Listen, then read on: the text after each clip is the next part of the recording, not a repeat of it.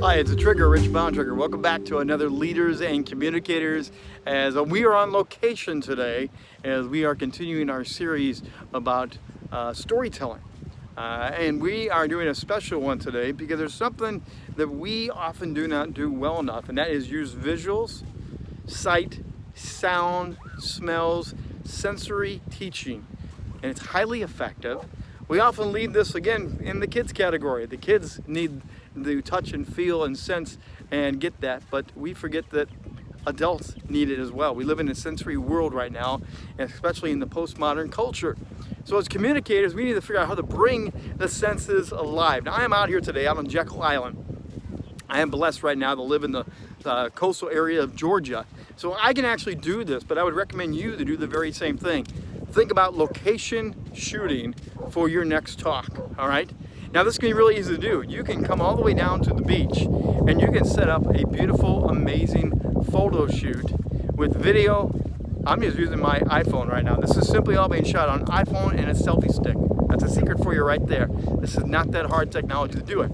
But behind me right here is the ocean.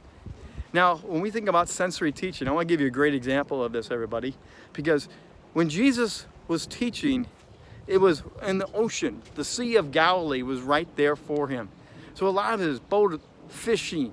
It's coastal land type stuff. It's people in small villages. So that was the environment of much of the first century of the context of Jesus's day.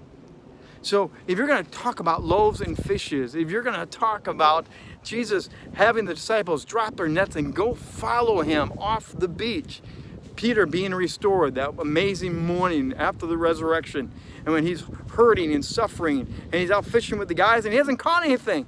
So go out, take your camera and set up your story. You don't have to do the whole message out there, but your introduction to everybody can be, hey, today we're going to talk about Jesus on the beach and the restoration of Peter. Man, they were on the beach and Peter was hurting. He was fishing. It was a bad fishing day.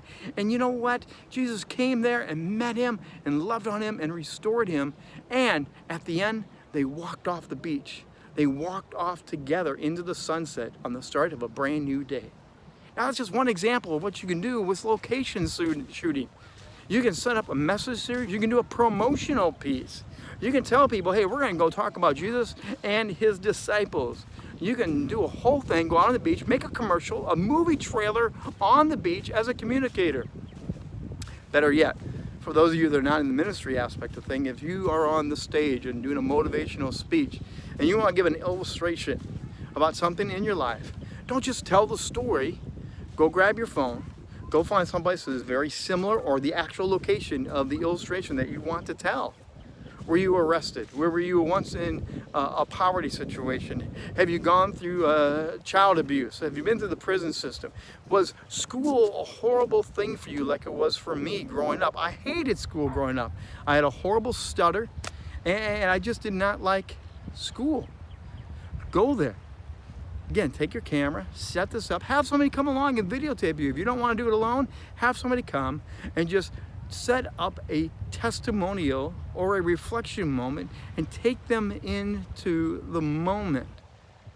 Locations are very easy to find. And the best part about all this, for the first time ever, it's free.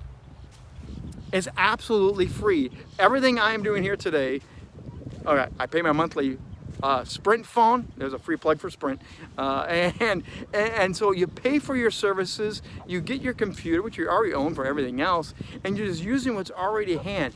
But I'm not paying for professionals. I'm not paying for someone to come on out and write a script.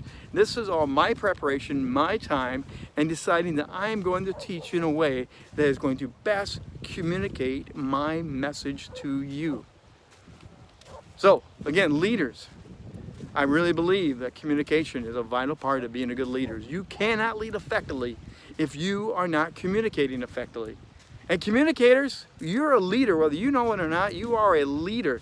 And it's up to you to communicate, to effectively lead people to what it is that you want to communicate to them and teach them. You usually want to solve a problem. You want to give hope for the future. You want to give a message that's going to change lives. I know you do. But you stand on stage. You have a screen behind you that rarely ever gets used, and if it is, it's black and white, it's boring, it's dull, instead of having the pop, the wow, the sound. I knew of a pastor one time that actually took a photo shoot on a vacation and he bungee jumped off of a bridge. Now he canned that for several months, but he was already planning to talk about the message of risk and adventure and going big for God. So he bungee jumped off and with the camera took the crowd through the bungee jump experience.